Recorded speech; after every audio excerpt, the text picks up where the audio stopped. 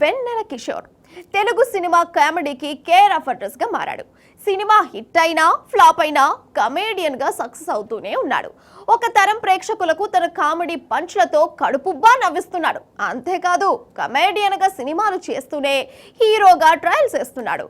తన కటౌట్ కు తగ్గట్లుగా డిఫరెంట్ సబ్జెక్టులతో లీడ్ రోల్స్ లో నటిస్తున్నాడు.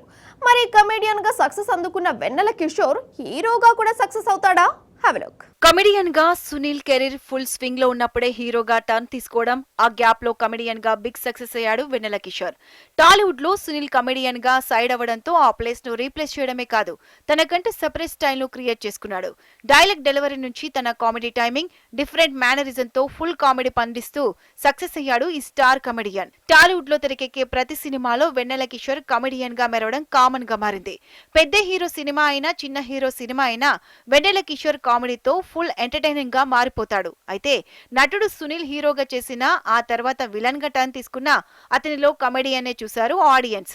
ఇప్పుడు వెన్నెల కిషోర్ ఆ కామెడీ టైమింగ్ ను మిక్స్ కాకుండా హీరోగా ట్రయల్స్ చేస్తుండడం స్పెషల్ గా చెప్పాలి. ఒకవైపు స్టార్ కమెడియన్ గా పెద్ద హీరోల సినిమాలో నటిస్తూనే మరోవైపు స్పెషల్ గా తన కోసమే రాసుకున్న క్యారెక్టర్లతో లీడ్ రోల్స్ లో నటిస్తున్నాడు వెన్నెల కిషోర్. చార్లీ 111 సినిమా తర్వాత ఇప్పుడు శ్రీకాకుళం షెర్లాక్స్ హోమ్స్ సినిమాతో థియేటర్లకు రాబోతున్నాడు.